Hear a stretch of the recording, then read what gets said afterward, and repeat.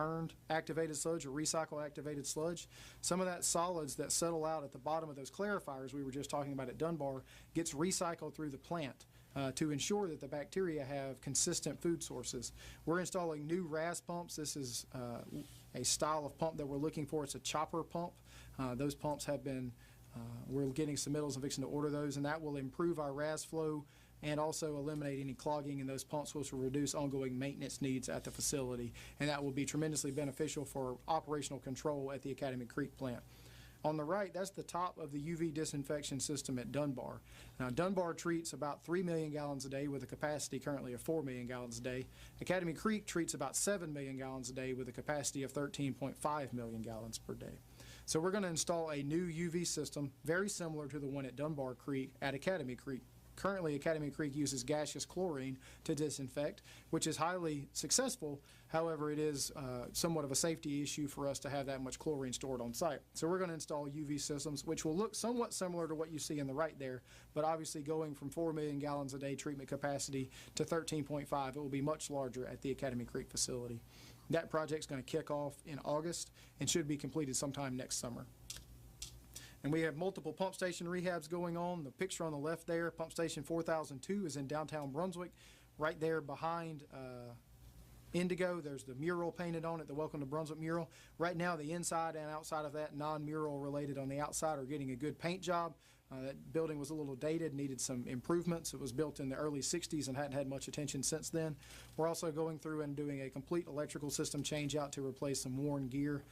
And you can see there some of the paint on the walls that's went in, and all the pumps and valves in there are covered to eliminate paint getting on those. That station is currently on bypass, but is operating very well as it is.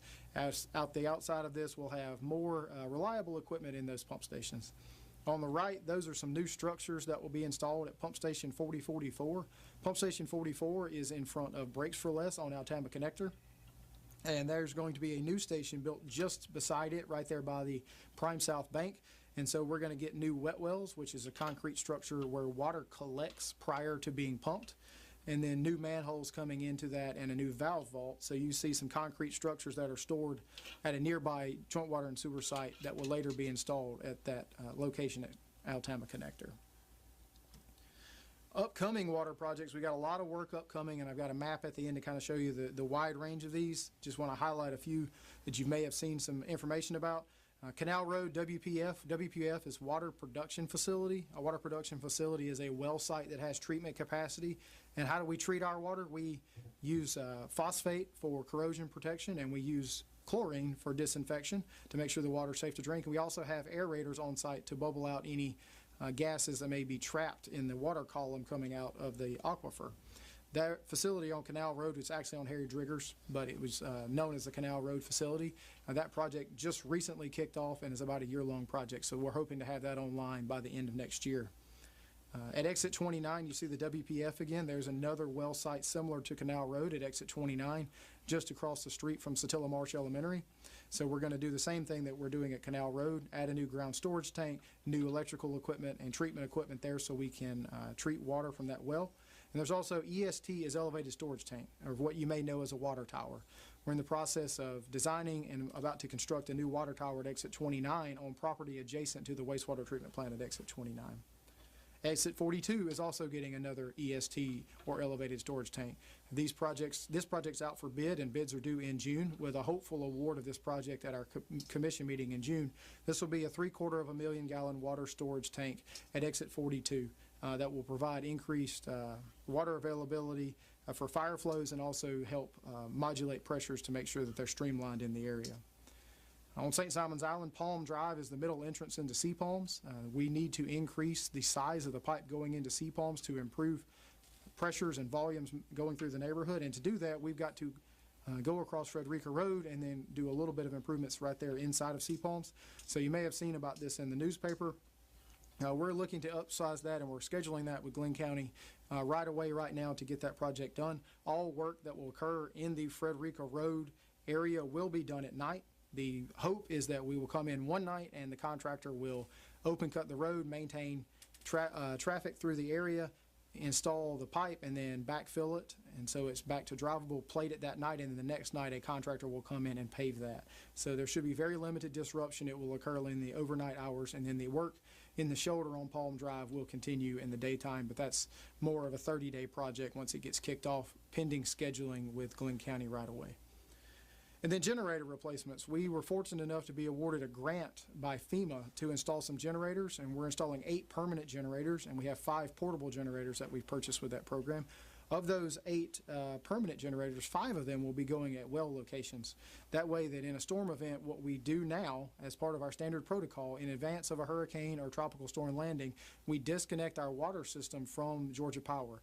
And the reason we do that is to avoid power surges going and causing problems for our electrical equipment. So there will 5 of these locations will have brand new generators, and so we can disconnect those from the Georgia Power utility and then end up maintaining continuous access throughout storm events to our water system, barring there being a major water main uprooted by a tree. On the sewer side, we've got 5 more rehabs of pump stations. 4 of those are on St. Simon's Island. There's 2 on the north end at pump stations 20, 33, and 34 up on Lawrence Road, and then 2 on the south end at pump stations 2001 and 2002. 2001 is behind the village, and 2002 is adjacent to Fiddler's, and those are all due for rehab. We're going to do these projects a little bit differently to try to reduce our cost. You may have heard in the newspaper our project costs have skyrocketed in recent years, both due to increased costs for materials and also increased costs for labor for contractors. And there's another pump station rehab ongoing up Highway 17 North. 4002 CIPP is in downtown Brunswick. It's essentially the sewer system south of Gloucester. There are some areas just north of Gloucester to I Street that are included in this project, but we're going to do CIPP, or cured in place piping rehab. Essentially, it's a trenchless method where we create a new pipe inside the old pipe. It is completely structural outside of the old pipe, so we don't need the old pipe to stand up. All the old pipe does is give it its shape until it can be formed correctly. We're going to do this rehab to about 5 miles of pipe in downtown Brunswick. There's a lot of old vitrified clay pipe in downtown Brunswick, some old cast iron pipe in downtown Brunswick, and some of these will be rehabbed in this project. All of those lines were inspected with the CCTV camera equipment I talked about earlier going through our system. Our CCTV crews inspected every line in this basin. They scored them based off of a likelihood of failure score. That's a NASCO standard. It's an industry standard, and then we are going to line the pipes that are scored appropriately for lining. So we're not just willy-nilly picking lines. These have been scored using asset management philosophy to ensure that we're getting the greatest bang for our buck. North Mainland WPCF, you may remember WPCF is Water Pollution Control Facility. We're in the process of working out property arrangements and permitting and beginning engineering on a new wastewater treatment plant at Exit 42. Everyone knows that Buc-ee's is coming to Exit 42.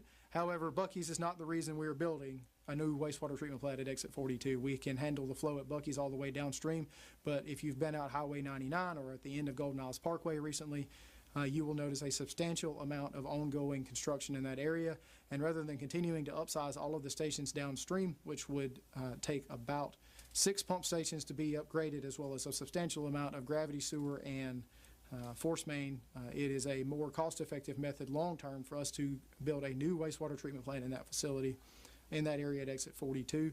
Hopefully engineering will begin this year and then construction potentially next year. That'll take about 4 years for completion once it gets started. And 2 projects that have similar names, it's just difference in pump stations, Pump Station 3103 and Pump Station 4119. 3103 is at the South Mainland in the Royal Oaks neighborhood, and 4119 is at the end of Golden Isles Parkway at Highway 99. Both of these stations need improvement in flow rates and condition of the valves and pumps at the stations and electrical equipment, and also we'll be installing new force mains for these. Force mains are the pipes that the water is pumped through before it reaches a standard gravity sewer system. So these force mains will be rerouted off of their existing force mains and upsized to allow more flow to go through those pump stations. You may have heard a lot of talk about some ongoing and upcoming neighborhood extensions. It is a desire of the Joint Water and Sewer Commission that we provide service to as many customers in Glynn County as we possibly can.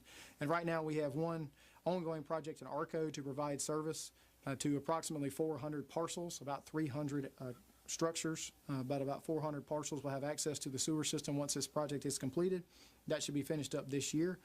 Brunswick Villa is the area across the railroad tracks from ARCO. We're We just awarded a contract and we'll be kicking that off this summer to run sewer lines in Brunswick Villa.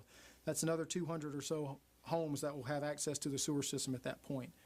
We're finishing up design on providing sewer to the Community Road area. Community Road in between Habersham and Altama currently does not have access to sewer in that commercial area, so we're looking at putting in a low-pressure sewer system in that area. And then Whitlock, there's multiple older neighborhoods in the Whitlock area in between the triangle of railroad tracks over there, and we'll be providing water and sewer to that area. It's one of those situations where the area got skipped because of railroad tracks and the complicated nature of those, but we're going to provide service to those customers. All right, let's talk about our budget for next year. Our overall budget, top line next year, is $38.93 million. To fund this budget, there is a proposed increase in both water and sewer usage rates and base fees. Our average residential customer will see an increase of $2.48 a month with the proposed rates.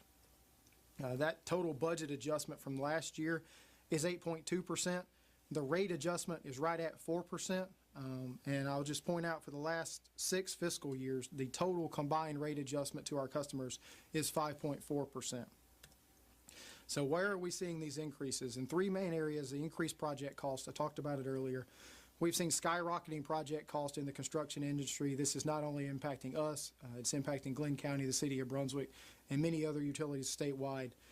So the increases in project costs are requiring us to increase project budget so that we continue to make progress with the rehabilitation of our system.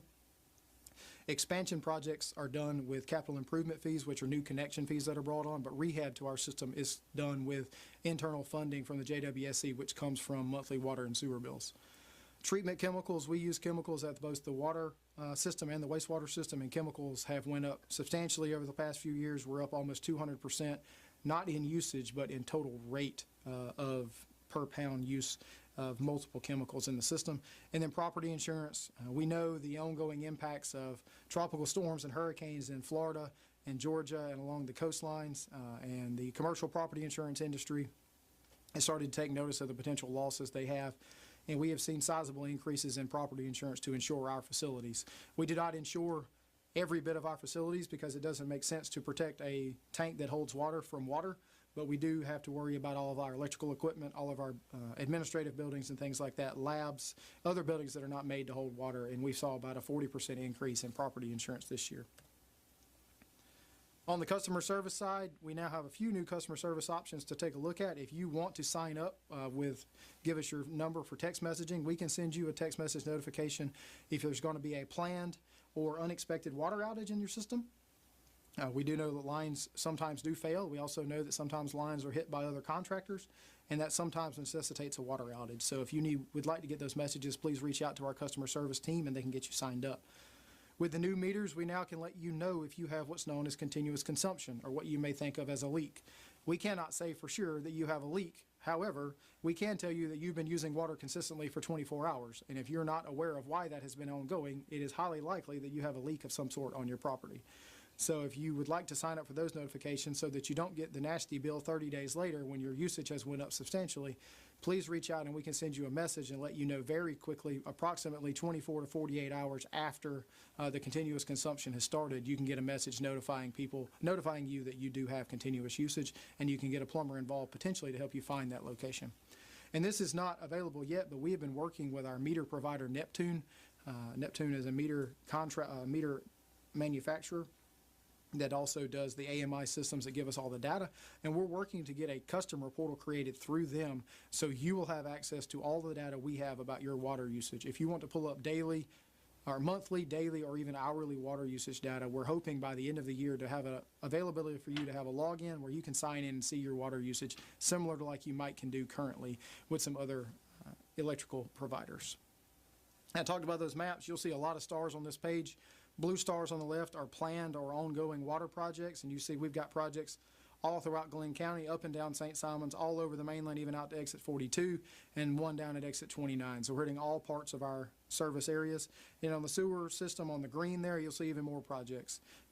We have a lot of needs in our area, and that we're going through these systematically. We're making improvements to our system to make sure that we can better serve you in the future here at Joint Water and Sewer Commission. And there's my contact information. Again, my name is Andrew Burrows. I apologize that I'm unable to attend today. There will be a time for questions for the other staff that is here if you do have any questions, but if you have any questions that you would like me to answer, or you're not sure that you got the answer from our staff, please reach out. There's my contact information, and I'll happily get back in touch with you just as soon as I can. And with that, we'll open it up for questions and allow staff to answer those, and I look forward to being with you next year at this time. Thank you. All right, well, I certainly hope you enjoyed the video, but if you were like me, you missed the little tidbits of, okay, how many blue whales did this equate to, or how many swimming pools would this fill? So as I said in the last session, we'll just have to wait till next year, won't we? In the meantime, Mr. Burrows did offer a question and answer session, but before we start that, I would like to let you know the expertise that is in the room with us here from the Joint Water Sewer Commission. So if you will indulge me, I will introduce a few of our staff members who are here, and I should not only thank them for being here this evening, but thank them for their help in making this event even happen. There's a lot of preparation that goes into this. It's a wonderful meeting. It's a very good purpose, and these folks are very supportive of that. So let me start here again on the front row. Mr. Todd Klein, not afraid to sit in the front row. Yes, sir. Thank you so much. Mr. Klein is our Director of Planning and Construction. His team manages the capital projects, the ones that are JWSC contractors, and even some of our internal work. And he also has a role within his team where some of the Glynn County private development projects have an approval process that goes through that team as well. Ms. Pam Crosby in the back row is our Director of Procurement. Our procurement team has a lot of roles in their particular day-to-day, but one of those is to keep us apprised of all the procurement guidelines and certainly nudge us in the direction of complying with those. They then gather information for our bid packages, get those out to our vendors and contractors to create the interest in those projects.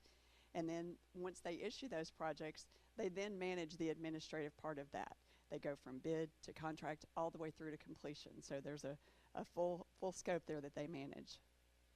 I'll now move to Mr. Dave Owens, who is our Director of Finance. I've said that Dave is the money man. Dave oversees our organization's financial functions. Those include budget formation, overseeing the budget, and he has recently assumed the duties of our in-house management of investment activities. So Dave, thank you for that. Finance group well represented tonight. I'll go next to Ms. Frances Wilson, who is our accounting manager. Part of Ms. Wilson's role is to take the lead in tracking and reporting our capital projects that you've heard Mr. Burrows talk about. She's also key in the process of requesting reimbursement for those. Frances has done such a great job with that not only is she receiving our accolades, but she's gotten some very glowing words from some of the agencies to whom she's presented that paperwork. One of those even saying, well, we really wish Frances would do a seminar for the rest of the utilities. So nice work, Frances. Then Mr. Luke Orser-Schwalm, who is our finance manager. Mr. Orser-Schwalm oversees all aspects of the billing process, soup to nuts, I say. He's also very proactive in maintaining the data integrity within our customer information system. He understands the importance of that data, not only to us, but to future users of that data. And helping him in that process is Ms. Lisa Aldridge, our billing manager. Ms. Aldridge assists Mr. Orser-Schwalm in his work, but also oversees our 2 billing technicians. Mr. Jay Sellers is joining us this evening, our Director of Administration. Mr. Sellers supervises not only the customer service staff, but also our IT staff. And our IT staff includes meter staff. Now, this may seem unusual to you, but you heard Mr. Burrows mention the smart meters that we installed. So there's an IT concept piece of that the same group is managing, so it's a little bit of a broad scope. But Mr. Sellers and his wonderful employee here, Mr. Byron Minute, were responsible for our setup this evening, so I certainly appreciate the hard work they put into it. Mr. Bennett is our communications and emergency preparedness specialist. Sidebar, you may or may not realize, but we are already in hurricane season.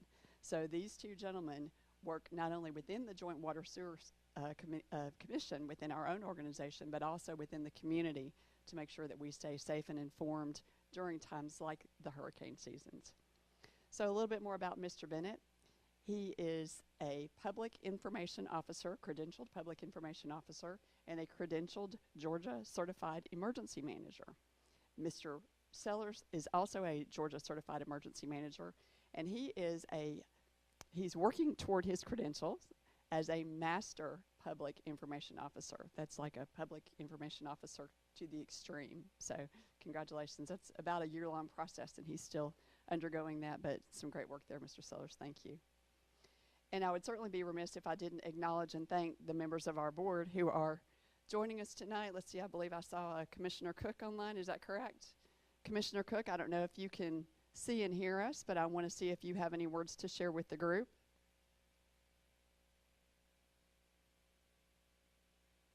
Hearing none, I want to also acknowledge our chairman, Commissioner Ben Turnipseed. Mr. Turnipseed, thank you so much for joining us this evening. Been here for the repeat performance, so thank you for not only joining us last night, but coming back again tonight. And we have some other special guests in the room. Would anyone care to introduce yourself or be acknowledged, recognized? We'll yield the floor.